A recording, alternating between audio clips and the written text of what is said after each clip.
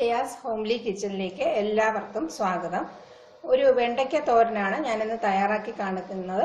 വളരെ ടേസ്റ്റി ആയിട്ടുള്ള ഒരു തോരനാണിത്. സാധാരണ വെണ്ടയ്ക്ക തോരൻ തയ്യാറാക്കി എടുക്കാൻ എല്ലാവരും മടി കാണിക്കുന്ന ഒരു തോരനാണ്. കാരണം നന്നായിട്ട് ഇങ്ങനെ ഉതിർന്ന് കിട്ടാറില്ല, കുറച്ച് കുഴഞ്ഞതുപോലെ ആയിരിക്കും. അപ്പം ഈ വീഡിയോയിൽ ഞാൻ അതങ്ങനെ നല്ല ഡ്രൈ ആയിട്ട് തന്നെ നമുക്കിത് കിട്ടുന്ന രീതിയിലാണ് തയ്യാറാക്കി കാണിക്കുന്നത്. അപ്പം ഞാനിപ്പോൾ ഇവിടെ ഏകദേശം 400 ഗ്രാമോളം വെണ്ടയ്ക്ക എടുത്തിട്ടുണ്ട്.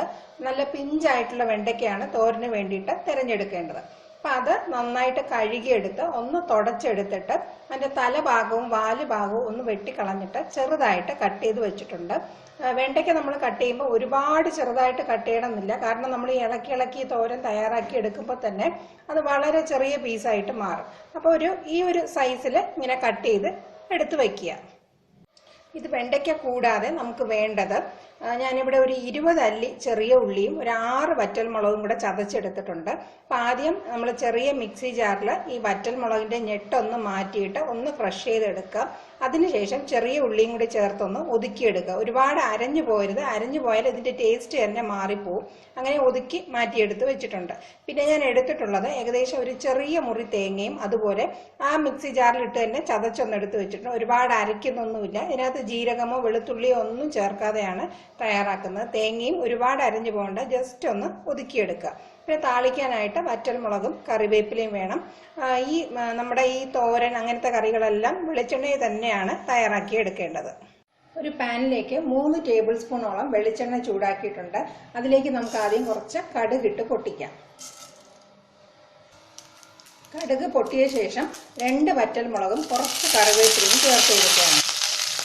ഇനി നമുക്ക് വറ്റൽമുളകും ഉള്ളിയും കൂടെ ചതച്ചത് വളരെ ലോ ഫ്ലെയിമിലോ മീഡിയം ഫ്ലെയിമിലോ വെച്ച് നന്നായിട്ടൊന്ന് ഇതിൻ്റെ പച്ചമണം ഒന്ന് മാറ്റിയെടുക്കണം. ഹൈ ഫ്ലെയിമിലാക്കി വയ്ക്കുകയാണെങ്കിൽ പെട്ടെന്ന് നിറം മാറത്തേ ഉള്ളൂ, ആ പച്ചമണം നന്നായിട്ട് മാറത്തില്ല.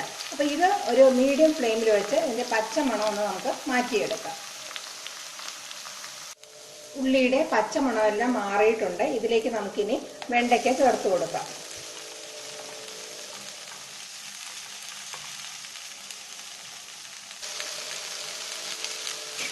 വെണ്ടയ്ക്ക ചേർത്ത് കൊടുത്തിട്ടുണ്ട്. വെണ്ടയ്ക്കയും കൂടെ ചേർത്ത് കൊടുത്തതിന് ശേഷം ഹൈ ഫ്ലെയിമിൽ വെച്ച് തന്നെ വഴറ്റിയെടുക്കുക. നമ്മുടെ തോരന് ആവശ്യമുള്ള ഉപ്പ് ഈ സ്റ്റേജിലൊന്നും നമ്മൾ ചേർക്കത്തില്ല. ഉപ്പ് ചേർക്കാത്ത എന്ത് എന്നാരും സംശയം തോന്നിക്കേണ്ട കാര്യമില്ല. അപ്പോൾ ഈ വെണ്ടയ്ക്ക ഹൈ ഫ്ലെയിമിൽ വെച്ച് ഒന്ന് വഴറ്റിയെടുക്കണം. അടച്ച് വയ്ക്കാനും പാടില്ല. ഒരു 4-5 മിനിറ്റ് ഹൈ ഫ്ലെയിമിൽ വെച്ച് ഇടയ്ക്കിടയ്ക്ക് ഒന്ന് ഇളക്കി കൊടുത്തൊന്ന് വഴറ്റിയെടുക്കുക. വെണ്ടയ്ക്ക ആദ്യം ഇതുപോലെ നല്ല കുഴഞ്ഞതുപോലെ എല്ലാം കൂടി ഒട്ടിപ്പിടിച്ചിരിക്കുന്ന പോലെ തന്നെയാണ് ഇരിക്കുന്നത്.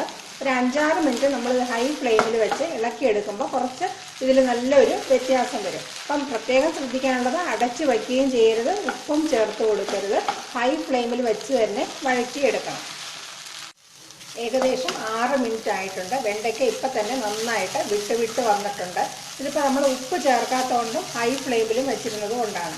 ഇനി നമ്മൾ ഒതുക്കി വെച്ചിരിക്കുന്ന തേങ്ങ ഈ സമയത്ത് ചേർത്ത് കൊടുക്കാം.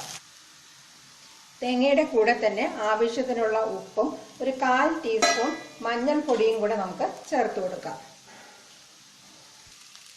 ഇതെല്ലാം കൂടി ചേർത്ത് നമുക്കൊരു 3-4 മിനിറ്റ് ഹൈ ഫ്ലെയിമിൽ വെച്ച് തന്നെ ഒന്ന് മൊരിയിച്ചെടുക്കാം. ഏകദേശം 4-5 മിനിറ്റ് ആയിട്ടുണ്ട്. നമ്മുടെ തോരൻ നന്നായി തയ്യാറായി വന്നിട്ടുണ്ട്. നന്നായിട്ട് ഉതിർന്ന് വീഴുന്ന രീതിയിൽ, ഒട്ടും കുഴഞ്ഞു പോകാതെ ഒട്ടിപ്പിടിക്കാത്ത രീതിയിലും കിട്ടിയിട്ടുണ്ട്. അപ്പം ഞാൻ ഈ സ്റ്റേജിലാണ് ഓഫ് ചെയ്ത് കൊടുക്കുന്നത്. കുറച്ചും കൂടെ മൂപ്പിക്കണമെന്നുള്ളവർക്ക് 2-3 മിനിറ്റും കൂടെ ഒന്നുകൂടെ മുരിയിച്ചെടുത്ത് ഉപയോഗിക്കാവുന്നതാണ്. അപ്പം ഇനി വെണ്ടയ്ക്ക തോരൻ തയ്യാറാക്കുമ്പം എല്ലാവരും ഈ രീതിയിലൊന്ന് തയ്യാറാക്കി നോക്കുക. ഒട്ടും ആർക്കും കുറ്റം പറയാത്ത രീതിയിൽ, നല്ല രീതിയിൽ തന്നെ നമുക്ക് വെണ്ടയ്ക്ക തോരൻ തയ്യാറാക്കി എടുക്കാൻ പറ്റും. ഈ റെസിപ്പി എല്ലാവരും തീർച്ചയായിട്ടും ലൈക്ക് ചെയ്യാനും ഷെയർ ചെയ്യാനും മറക്കാതിരിക്കുക. Thank you for watching my video.